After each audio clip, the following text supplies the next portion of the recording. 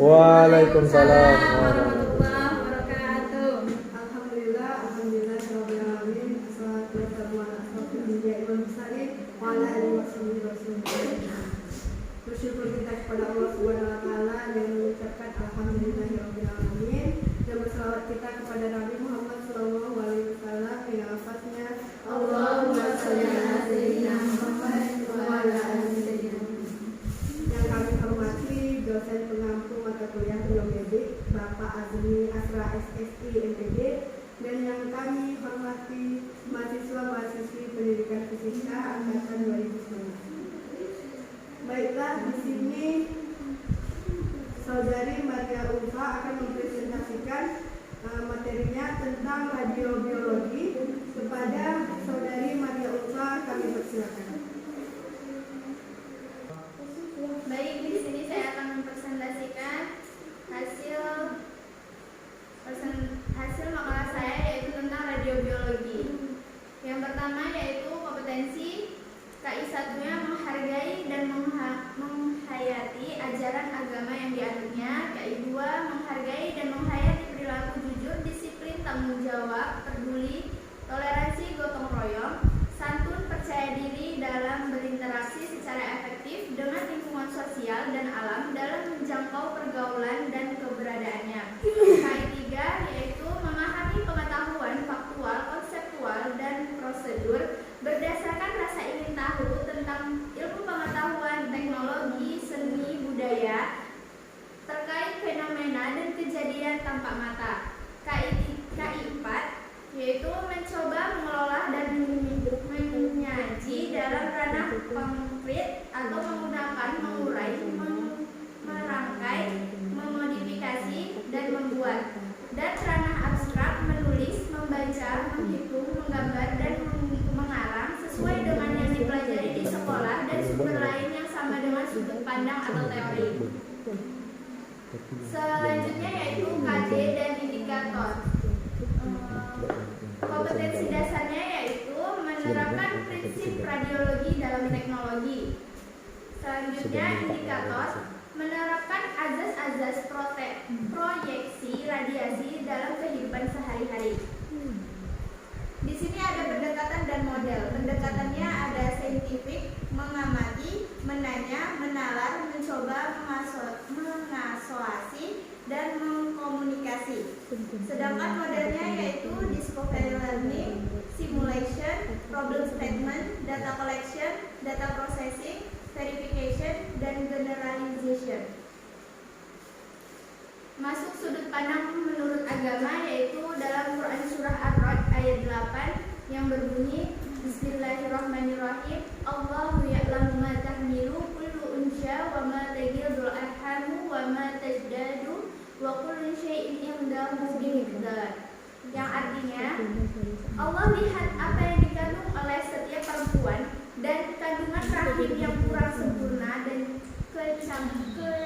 kecankan dan segala sesuatu pada sisinya dan ukurannya. Di sini dengan kemajuan ilmu pengetahuan dan teknologi dan lebih banyak alat-alat canggih yang ditemukan, diperkirakan dan memperkirakan sesuatu, namun pengetahuan manusia hanyalah bersifat relatif atau nasbi. Tidak sampai kebenaran mutlak, pengetahuan manusia hanya mencapai tingkat perakiraan yang masih perlu dibuktikan kebenarannya. Nah, lanjut di sini ada dua video stimulationnya. Yang pertama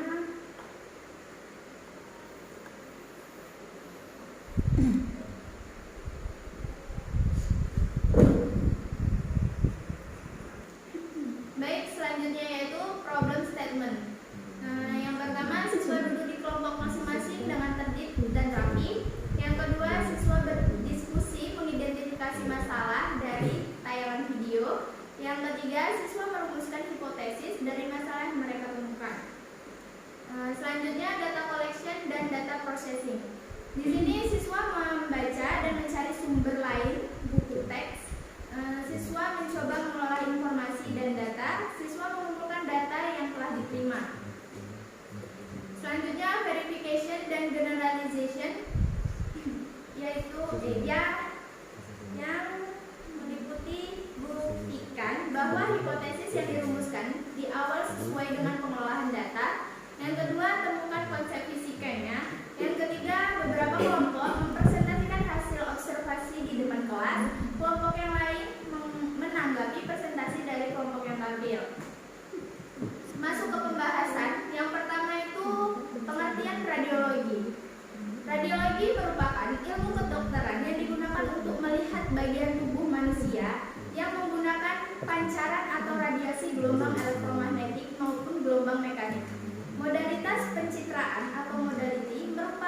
istilah dari alat-alat yang digunakan dalam bidang radiologi untuk melakukan diagnosa terhadap penyakit.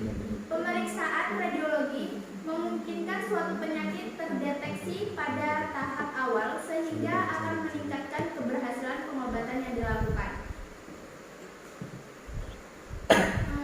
Selanjutnya yaitu yang A, jenis dan indikasi pemeriksaan radiologi diagnostik.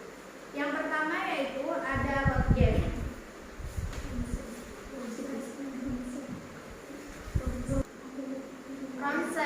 Ronsen atau pemeriksaan sinar X dapat digunakan untuk membantu diagnosis berbagai penyakit, mulai dari gigi berlubang, abses, dan kista pada gusi, hingga virus yang sedang melanda saat ini yaitu virus COVID-19 melalui prosedur ronsen dada. Pemeriksaan radio dengan metode ronsen juga biasa digunakan untuk melihat keparahan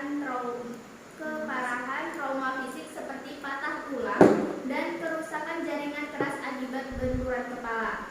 Yang kedua yaitu computed tomography scan atau CT scan. Pemeriksaan radiologi ini menggunakan teknologi komputer dan mesin X-ray yang berputar mengelilingi tubuh untuk mendapatkan gambaran organ yang dituju dari beberapa sisi. CT scan bisa mengambil gambar detail bagian dalam kepala, tulang belakang, jantung, perut, dada, dan organ-organ lainnya.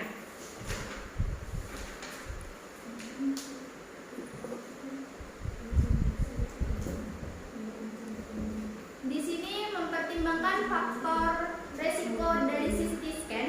Selama proses CT scan, Anda akan terpapar oleh tingkat radiasi yang lebih tinggi daripada foto ronsen biasa.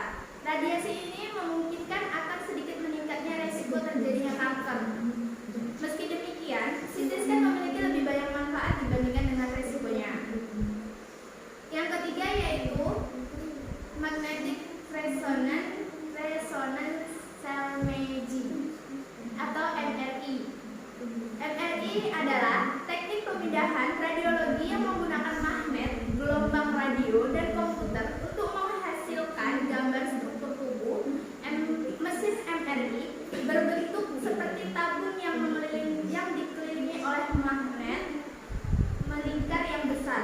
Dalam pemeriksaan MRI, pasien ditempatkan di tempat tidur yang kemudian dimasukkan ke lubang magnet.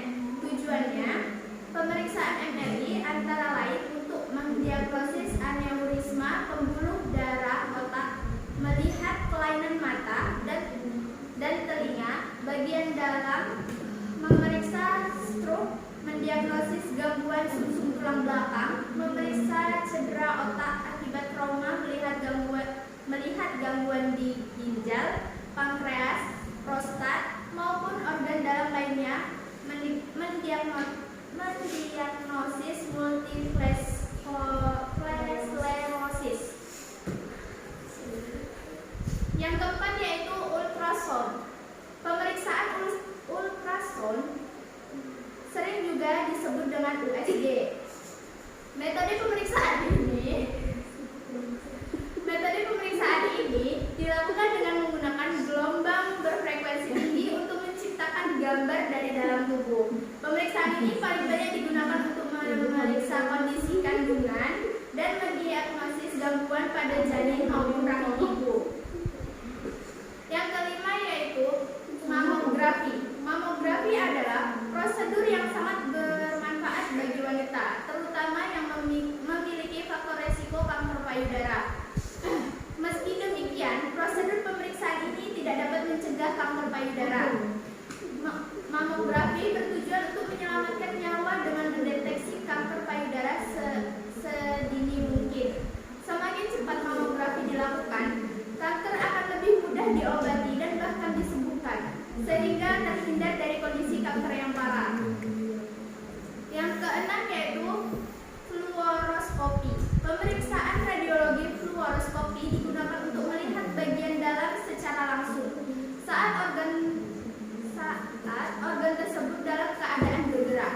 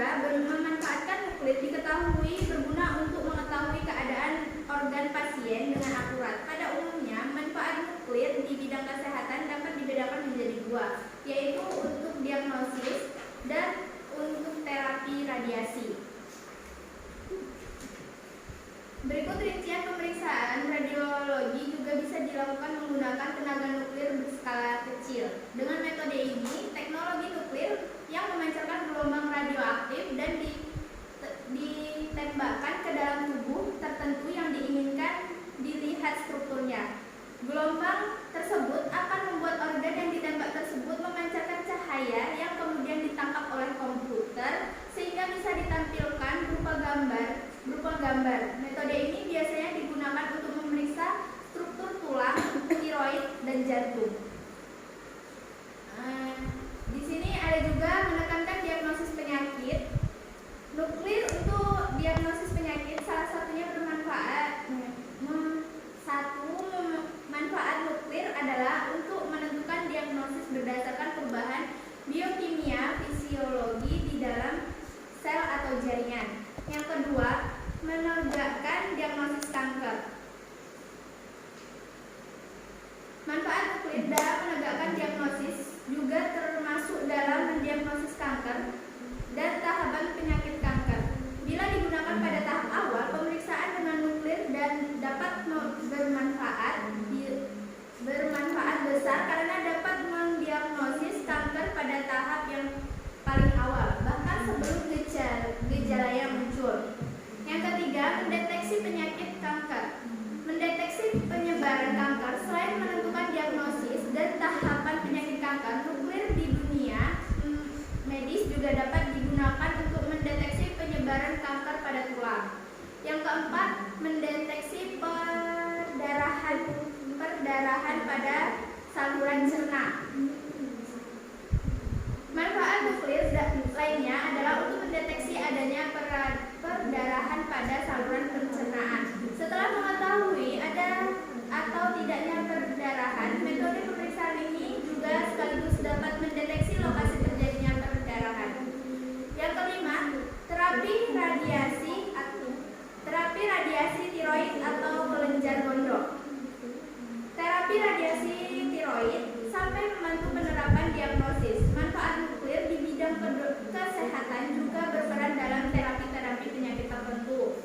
Efek samping radiasi pada terapi nuklir pun sangat rendah bila dibandingkan dengan besarnya manfaat yang diperoleh. Terapi nuklir telah digunakan untuk menyembuhkan berbagai penyakit kelenjar gondok dan hiperfungsi kelenjar gondok yang membandel terhadap pemberian obat-obat non-radiasi. Selanjutnya yaitu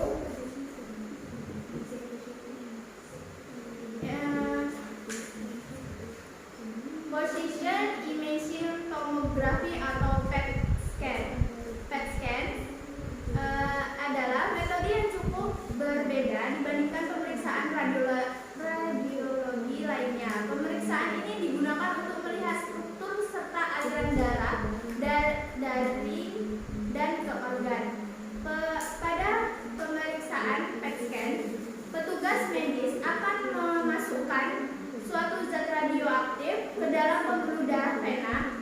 Zat tersebut akan mengalir bersama dengan darah sehingga dokter dapat melihat organ dalam secara jelas. Masuk yang B yaitu jenis-jenis gelombang radiasi. Di sini ada gelombang elektromagnetik dan gelombang mekanik. Yang pertama itu gelombang elektromagnetik adalah gelombang yang tidak membutuhkan medium untuk merambat. Artinya, gelombang elektromagnetik ini bisa merambat meskipun dalam ruang hampa seperti di luar angkasa. Di sini kita bisa menggunakan rumus P sama dengan C sama dengan E per B, atau bisa juga menggunakan rumus E sama dengan HF per H C per lambda.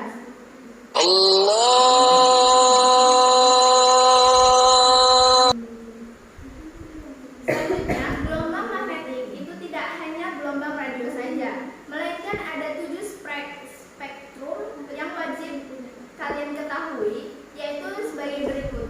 Yang pertama itu gelombang radio, yang kedua gelombang mikro, yang ketiga sinar inframerah, yang keempat cahaya tampak, yang kelima sinar ultraviolet, yang keenam sinar X, yang ketujuh sinar gamma.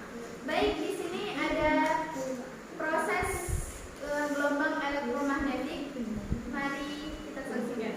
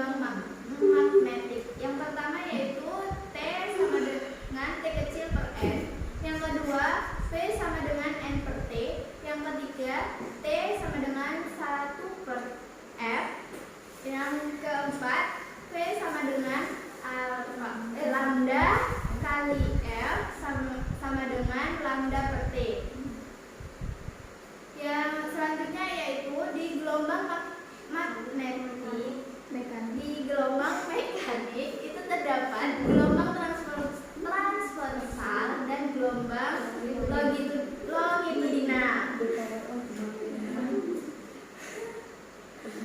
Gelombang transversal yaitu gelombang ini dapat didefinisikan sebagai gelombang yang arah rambatnya tegak lurus dengan arah getarannya. Yang kedua, gelombang longitudinal adalah gelombang yang arah rambatnya searah dengan arah getarannya. Pada dasarnya, gelombang mekanik adalah gelombang yang terbagi menjadi dua yang bergantung pada arah rambatnya. Yang ketiga, yang selanjutnya yaitu C, efek samping pemeriksaan radiologi. Secara umum, metode pemeriksaan radiologi aman dilakukan. Semua alat sudah diatur sedemikian rupa hingga kadar radiasinya tidak akan membahayakan tubuh selama digunakan dengan sesuai aturan. Pemeriksaan ini akan memberikan dampak baik untuk kesehatan. Namun, jika pemeriksaan radiologi tidak dilakukan sesuai anjuran, maka efek samping kemungkinan saja terjadi. Radiasi dalam dosis yang terlalu tinggi bisa merusak sel-sel tubuh dan menyebabkan kulit terbakar, rambut rontok, dan meningkatkan resiko kanker.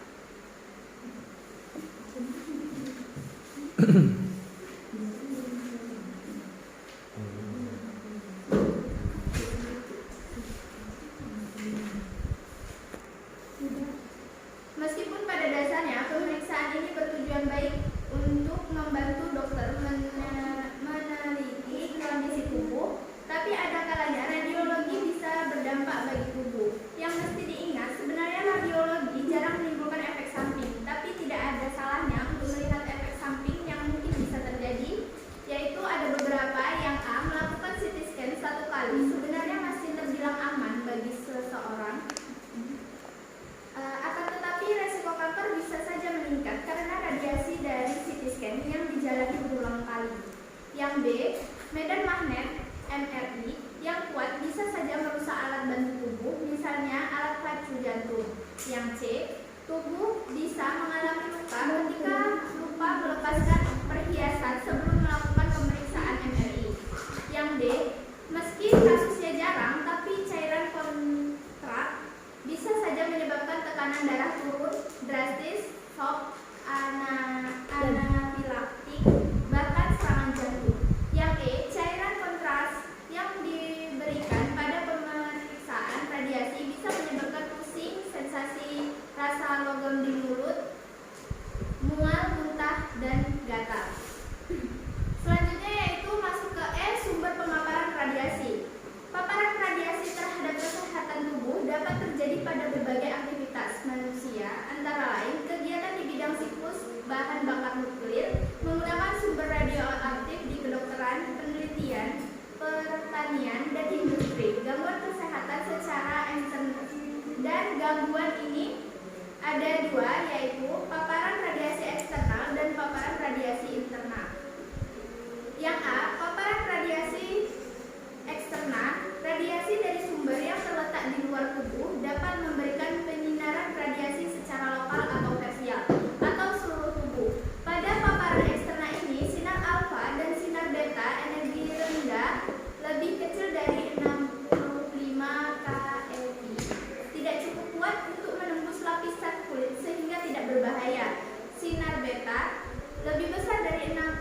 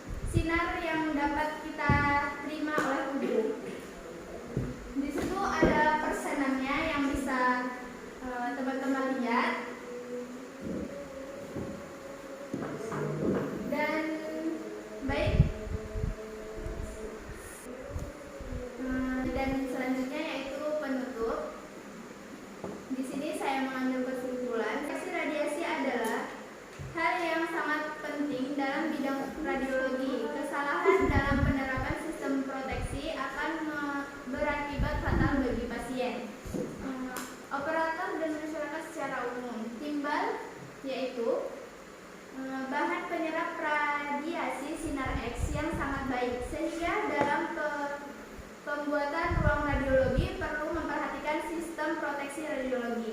Ketebalan timbal yang digunakan sebagai proteksi radiasi harus disesuaikan dengan general X-ray yang digunakan. Semakin besar energi yang dipancarkan, maka semakin tebal pula timbal yang digunakan sebagai penyerapan. Baik, itu saja yang dapat saya sampaikan dan saya kembalikan kepada moderator. Itulah tadi hasil presentasi materi dari saudari Maria Ulfa. Selanjutnya yaitu sesi tanya jawab. Bagi kawan-kawan yang ingin bertanya, kami persilakan. Kepada saudari Marlina, kami persilakan. Baik, terima kasih. Assalamualaikum warahmatullahi wabarakatuh. Waalaikumsalam warahmatullahi wabarakatuh. Di sini saya ingin bertanya kepada Maria Ulfa. Yang pertanyaannya yaitu tadi kan ada jenis pemeriksaan yang ultrasound dan mamografi. Coba jelaskan resiko dari ultrasound dan mamografi tersebut. Terima kasih. Baik, terima kasih atas pertanyaannya. Pertanyaan selanjutnya kepada saudari Anisetia Ilahi, kami persilakan. Baik, terima kasih. Di sini saya ingin bertanya. Di situ kan dijelaskan secara umum metode pemeriksaan radiologi aman dilakukan. Nah, pertanyaan di sini bagaimana dengan anak kecil gitu? Kan banyak juga ada anak kecil itu punya penyakit bawaan. Nah, kalau mereka terkena sinar itu berbahaya atau tidak? Singkatnya itu gini, benarkah foto ronsen itu berbahaya pada anak-anak? Terima kasih, mungkin itu saja. Baik, terima kasih atas pertanyaannya. Apakah masih ada pertanyaan? Jika tidak ada pertanyaan, sementara waktu kami tutup. Di sini pemateri meminta izin waktunya. Assalamualaikum warahmatullahi wabarakatuh. Assalamualaikum warahmatullahi wabarakatuh. Waalaikumsalam warahmatullahi wabarakatuh. Baiklah, di sini penyaji akan menjawab pertanyaan dari kawan-kawan semua, yaitu pertanyaan yang pertama dari saudari Marlina kepada Maria Ulfa, kami persilakan. Baik, di sini saya akan menjawab pertanyaan dari Marlina, yaitu yang tentang ultrasound dan mamografi. Di sini yang pertama, ultrasound itu memiliki resiko tindakan yang cukup aman dan belum ada resiko terkait yang dilaporkan oleh pasien mengenai keamanan proses ini. Namun alat ini memiliki batasan sehingga beberapa dokter mungkin akan menambahkan alat pencitraan tambahan seperti ronsen scan yang memiliki resiko antara lain menggunakan radiasi.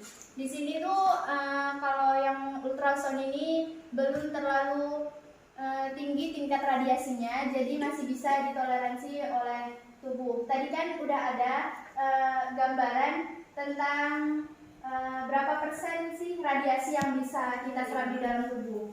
Nah, mungkin itu yang dapat saya jawab dan saya mamografi ya. Resiko yang terdapat di mamografi antara lain membuat Anda terkena radiasi meski dosisnya rendah. Dan di mamografi ini dosisnya masih terbilang standar untuk pencernaan dalam tubuh kita. Nah, yang kedua, mamografi tidak selalu akurat, dan di sini untuk alatnya sendiri kadang-kadang kan ada yang terbilang tidak sefrekuensi untuk melihat jelas apa yang terdeteksi di dalam tubuh. Yang kedua, mamografi pada wanita mudah ditafsirkan karena mamografi tadi membahas tentang payudara yang ada di dalam tubuh terutama wanita. Terkadang membuat tes pemeriksaan lain untuk memastikan diagnosisnya. Mamografi tidak bisa mendeteksi semua kanker. Beberapa kanker yang terdeteksi pada pemeriksaan fisik mungkin tidak terlihat pada mamogram karena terlalu kecil atau berada di area yang sulit diteliti oleh mamografi. Selanjutnya, tidak semua semua tumor yang ditemukan oleh mamografi dapat disembuhkan. Jenis kanker tertentu bersifat agresif dan menyebar dengan cepat di area tubuh lainnya. Dan itu penjelasan dari saya, dan saya kembalikan kepada moderator. Baiklah, apakah saudari Marlina menerima jawaban dari Maria Ulfa? Saya bisa menerima jawaban dari mereka. Terima kasih. Untuk pertanyaan dari saudari Anisetia Ilahi akan dijawab oleh Maria Ulfa. Kami persilakan. Baik, di sini pertanyaan selanjutnya yaitu dari Anisetia Ilahi yang bertanyaannya, benarkah efek ronsen, foto ronsen berbahaya untuk anak-anak?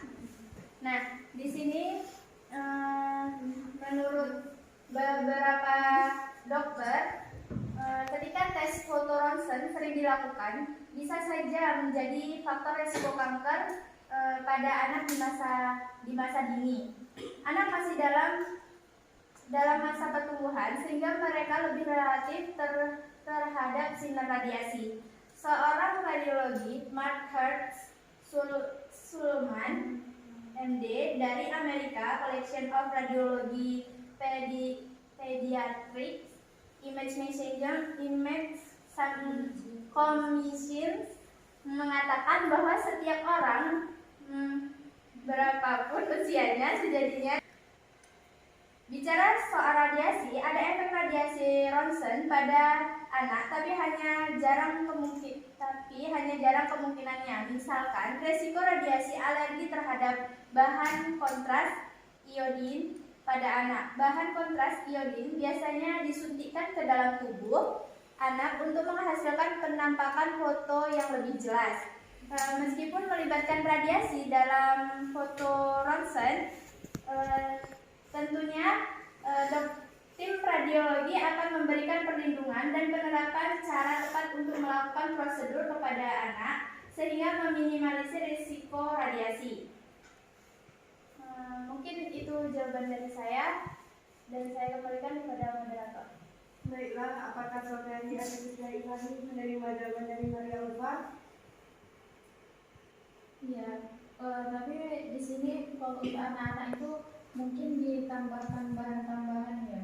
Iya, supaya kan masih anak-anak, radiasi yang masuk itu belum terlalu besar karena daya tahan tubuhnya belum stabil. Jadinya perlu ditambahkan alat-alat lain untuk menjaga kestabilan tubuhnya. Baik, terima kasih atas jawabannya. Baiklah, berakhirnya sesi tanya jawab ini, maka terakhir pula presentasi kita pada hari ini. Kami mohon maaf. Wassalamualaikum warahmatullahi wabarakatuh. Waalaikumsalam.